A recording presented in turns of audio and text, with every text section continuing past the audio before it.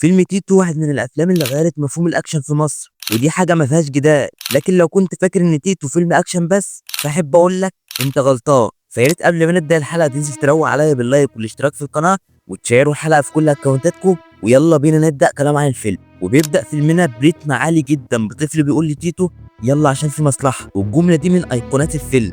وبنعرف ان المصلحه هي انهم هيسرقوا شنطه واحده لسه خارجه من محل ده، وفعلا بيعملوا كده. لكن الضابط بيمسك واحد منهم وهو بيهرب، فلما تيتو بيلمح زميله اتمسك بيروح يخلص على الضابط. ودي كانت اول جريمه تيتو يعملها. ومن اول مشهد كده طارق العريان بيدينا اول خط في شخصيه البطل، وهو سلوكه العدواني الرهيب، وكمان بيديك هنت في جدعنه السقا وانه صاحب صاحبه وكده. المهم تيتو بيدخل الاصلاحيه، وهو داخل بيتخانق مع زميله، لما بيدخلوا جوه بيرقدها. لكن تيتو تاني مره بيضرب ضرب بغباء، وده بيأكد على سلوكه العدواني. فبعد ما بيضربه بيدخل حبس انفرادي. وطارق العريان هنا ادانا كادر لتيتو وهو قاعد في الاتجاه اللي النور داخل منه، في دلاله او رمزيه على انه هو بقى لوحده، لكنه ما بيبقاش عايز يكون كده. فبيبدا تيتو يتمرن وهو في الحبس الانفرادي، وكمان بيصلي وبيحاول يصلح جزء من اللي عمله. لكن ده ما بيدومش كتير، لان هو بيغسل هدومه وبيدخل عليه الواد اللي كان اتخانق معاه قبل كده. فتيتو بيصفيه بطريقه وحشيه جدا، وهو انه بيعضه في رقبته. والمشهد ده فيه رمزيه مهمه جدا، وهي الفانيلا اللي كان لابسها تيتو لما بتتحول من اللون الابيض، وده رمز للنقاء للون الاحمر. ودي رمزيه انه مش قادر ينضف مهما حاول، لحد ما بيدرك تيتو اللي عمله. فبيقعد على جنب الاوضه وبيكون زعلان جدا، لانه ما كانش عايز يعمل كده. لكن الغشوميه دي هي اللي اتكونت في شخصيته ومش قادر يستغنى عنها. عشان بعد كده تيتو بيدخل حبس انفرادي تاني، لكن المره دي طارق العريان بيعمل لك زوم ان على وش تيتو عشان يوصل لك انه مهما عمل بيفكر انه يرجع ينضف تاني. وفعلا في المشهد اللي بعده بنلاقي ان تيتو رجع يتمرن تاني، لكن لما بيكون بيتمرن بيبقى لابس نفس الفانيلا البيضاء، ودي كنايه على انه بيحاول ينضف. وبيمر الوقت لحد ما بيكبر البطل بتاعنا، وساعتها بيكون بيتمرن برضه لكن ما بيكونش لابس حاجه، ودي كنايه على انه نضف خلاص.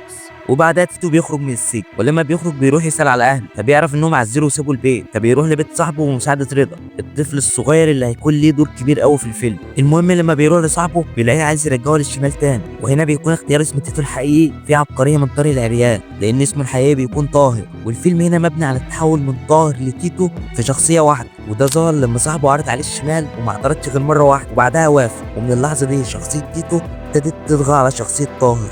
المهم بعدها ب3 اسابيع بيكون صاحبه مظبط له امور، وبينزلوا يعملوا اول عمليه سوا. لكن العمليه بتخيش منهم، وصبحي صاحب تيتو بيموت.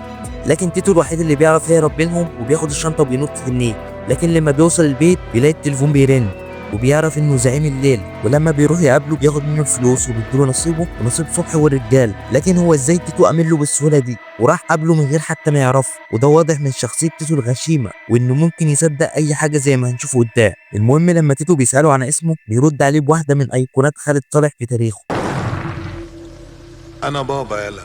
وبيجي مشهد لتيتو وهو بيتمرن، لكن المره دي بيبقى لابس فانيلا سودا، ودي رمزيه على انه تحول تماما من طاهر لتيتو. وبعدها تيتو بيروح للظابط رمزي في بيته، وهناك بيتفقوا على عمليه جديده، ورمزي بيشرح له هيعمل ايه. وبنعرف ان رمزي عايز يكسب من ناحيتين، شغله في الداخليه والعمليات الشمال اللي بيعملها. وبنروح لمشهد في المحكمه، وبنعرف ساعتها ان اسمه رفعت. وتيتو لما بيشوف رضا للمره الثانيه بيشوف نفسه فيه، وبيحاول يخليه مش محتاج حاجه، وكمان بيخلي امه توديه المدرسه وبيديها فلوس، وده عشان الهوا قبل ما يبقى تيتو. وده مثال من الامثله الكتير اللي مش دايما هيلاقوا حد يساعدهم يلحقوا. المهم تيتو بيروح يشتري عربيه، وهناك بيسمع صاحب المعرض وهو عايز يقلب فارس في العربيه. فلما فارس بيوصل تيتو بيرتسع على الليل، ففارس بيقطع على الحوار وبيقلب الترابيزه على صاحب المعرض. ومن هنا تيتو وفارس بيبقوا اصحاب جدا. وبعد شهرين فارس بيعزم تيتو عنده في البيت، وبيتفق معاه يشوف له شغل.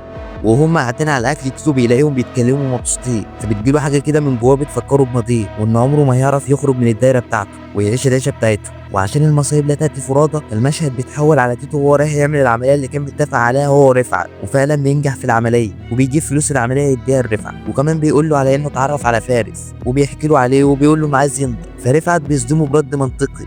تفتكر انت لو ما معكش القرشين دول كنت هتعرف تبقى في وسط الناس دي؟ والحقيقه خالد صالح كان جامد قوي في المشهد ده، وكان بيقول جمل ايقونيه، وبيحسس تيتو انه قليل لكن مش ياكل. المهم تيتو بيكون معزوم في حفله عند فارس، ولما فارس بياخده عشان يتصوروا بيفكروا بزمان وهو بيتصور في السجن. وطارق العريان هنا عايز يوصل لك ان الماضي هيفضل يطارد تيتو مهما حاول ينضف، وده الصراع ما بين الشخصيتين تيتو وطاهر. المهم تيتو بيعجب بنور، وهي كمان بتعجب بيه في نفس الحفله. ولما بتساله عن اسمه الحقيقي فبيتردد للحظات كده وبيقول لها طاهر. المهم فارس بيوري لتيتو المطعم بتاعه اللي نفسه يفتحه، وتيتو بيعرض على فارس انه يشاركه، لكن فارس بيرفض، وفي نفس القعده بيحكي له على نور وبيظبطوا معاه. فبيروحوا على مطعم وفارس بيخلع عشان يسيب تيتو ونور لوحده، ولما بتسال تيتو يطلب ايه بيقعد يقلب في المنيو كده وهو متوتر لانه مش متعود على العيشه دي، وفي الاخر بيقول له هات لي زيها بالظبط. ولما بيسال نور عن شغلها بتقول له انها اخصائيه تخاطب، وهم مروحين نور بتساله عن حكايته، فبيضطر يكذب عليها ويالف لها فيلم هندي عشان ما تعرفش حقيقته. وعشان التناقض اللي دايما طارق العيلان بيحب يعمله لك، بيجي مشهد ورفعت بيتفق مع تيتو على عمليه جديده، وبيقول له ان دي اخر عمليه هيخليه يعملها، وبعدها مش هيطلب منه حاجه تاني لان في رايد بينخر وراه. وفي مشهد تاني بنلاقي ان فارس بيوافق انه يشارك تيتو، لكن بيساله لو في اي حاجه ممكن تاثر على المشروع يقول له عليها دلوقتي عشان لو حصل حاجه مش هيسامحه. فبيرد عليه تيتو بجمله ايقونيه: اسمع يا ابن الناس، انا عملت كل حاجه غلط ممكن تتخيلها الا حاجه واحده، عمري ما خنت واحد صاحبي. المهم تيتو بيحكي النور على الطفل رضا، فبتطلب منه انها تشوفه، وفعلا بيوديها تشوفه وبتقعد معاه كمان. المهم تيتو بيروح ينفذ اخر عمليه اللي كان متفق مع رفعت عليه وبينجح فيها، وبعدها بيروح لرفعت بيحكي له على المشروع اللي هيفتحه مع فارس، وبيطلب منه يخلص له التصاريح. ولما بيقول له انه عايز يتجوز نور، رفعت بيرد عليه برد منطقي برضه، هو انها لو عرفت حقيقته هتوافق انها تتجوزه. والتاني مره تحس انه بيهزق تيتو كده لكن بشياكه، لكن تيتو بيقول له بارك بس والموضوع يمشي. وهنا رمزي بيقول له على اسمه الحقيقي وهو رفعت السكان، وبيسلم عليه وبيمشي لانها كانت اخر عمليه ما بينهم. وبعدها تيتو بياخد رضا وبيروح النور مكان شغلها، وبيكون جايب هدايا للاولاد. وهنا بتشتغل اغنيه الحكايه ما بتنتهيش اللي كل مره بسمعها فيها بلاقي عيني بتدمع كده تلقائي لانها بتعبر عن كل تفاصيل تيتو، فكانت اختيار موفق يعني. المهم تيتو وفارس بيفتحوا المطعم بتاعهم، ولما تيتو بيقول له نور انه خايف يكون بيحلم والحلم ده ما يتحققش، وبيطلب منها انه يتجوزها، لكنها بتقول له سيب نفكر، وبعد اقل من دقيقه بتقول له انها موافقه. وهنا تيتو ما بيبقاش مصدق نفسه انها وافقت. المهم تيتو بيروح يسال على رضا، لكن امه بتقول له انه بقاله 4-5 ايام ما رجعش البيت. فبيروح تيتو يدور عليه وبيلاقيه في الشارع كناية عن انه راجع للانحراف تاني. فبياخد تيتو ويعيش معاه، وبيعرف من نور ان مفيش مدرسه ترضى تقبله. فبيتعصب تيتو، ونور ساعتها بتحس ان تيتو مش مجرد بيساعد رضا عشان يعطف عليه، وشكت ان في حاجه اكبر من كده. فلما تيتو بيقول لها كلمت اهلك بتقول له لسه، فبيقول لها مكسوفه تكلموهم عني ولا ايه؟ ونور في الحقيقه كده تحس انها رجل ورجل في موضوع تيتو ده. المهم تيتو لما بيقعد مع فارس صاحبه بيقول له لو مخبي حاجه عن نور يحكي لها، لكن تيتو بيبقى متوتر لو نور عرفت حقيقته ممكن تضيع منه، فبيضطر يسكت. المهم رفعت بيجيب تيتو عنده في البيت وبيكون عايز يخلص على الظابط اللي كان بينخر وراه. وهنا بتحصل مباراه تمثيليه ايقونيه ما بين عتاوله التمثيل احمد السقا وخالد صالح، وتيتو بيقول له انه ما بقاش ينفع للحاجات دي خلاص. فرفعت بيرد عليه برد ايقوني برضه: انا مش بترجعك، انا بامرك.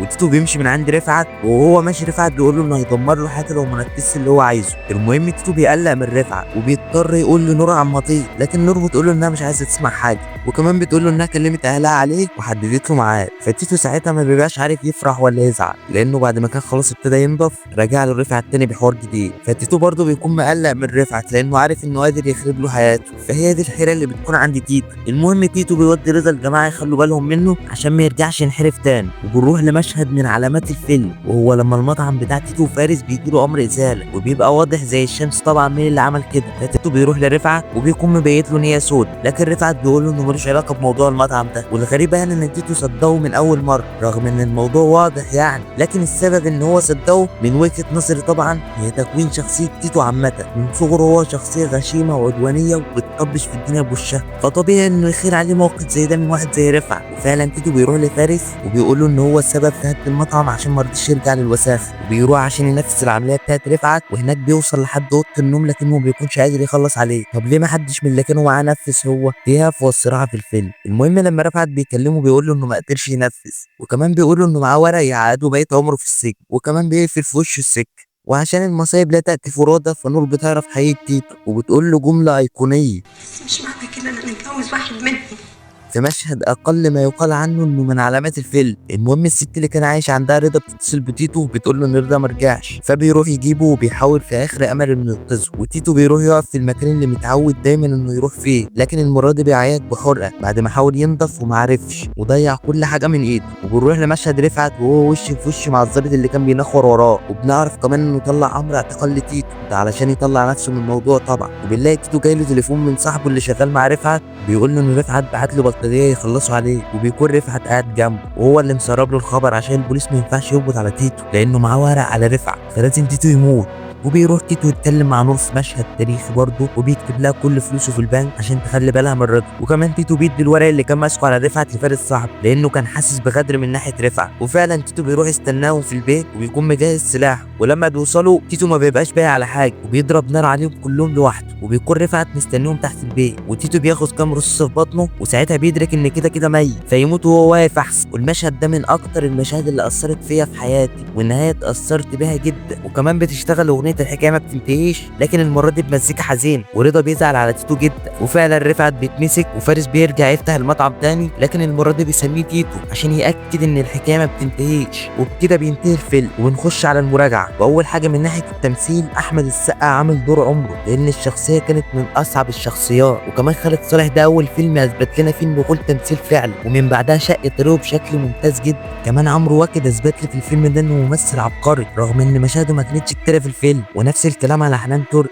قدمت دورها بشكل ولا اروع. والحقيقه انا شايف ان ولا ممثل في الفيلم ده كان ميس كاستنج، كله عمل الدور اللي عليه زي ما بيقول الكتاب. ومن ناحيه الاخراج انا بالنسبه لي ده اجمد فيلم اخرجه طارق العريان في تاريخه. بالنسبه للامكانيات طبعا انت بتتكلم من 2004، ومع احترامي لسلسله ولاد رزق، لكن ولاد رزق ما كانش فيه التحديات اللي في تيتو. بجد طلع لنا فيلم ولا غلطه، فشابوه لطارق العريان. كمان مش عايز انسى عنصر مهم جدا في الفيلم وهو الموسيقى التصويريه لهشام نزيه، واللي متابعني من زمان عارف ان انا بعشق موسيقى الراجل ده. هشام نزيه عمل لنا ملحمه هنا في تيتو. وبما اننا وصلنا لسؤال الحلقه، فالمره دي انا مش هجاوب على سؤال الحلقه وهسيبكم انتوا تجاوبوه في الكومنتات، وهو تيتو كان مظلوم فعلا؟ يلا مستني كومنتاتكم وهقراها كلها. وبكده تكون نهايه حلقتنا. لو عجبتك الحلقه ما تنساش تعمل لايك والاشتراك في القناه. وسلام.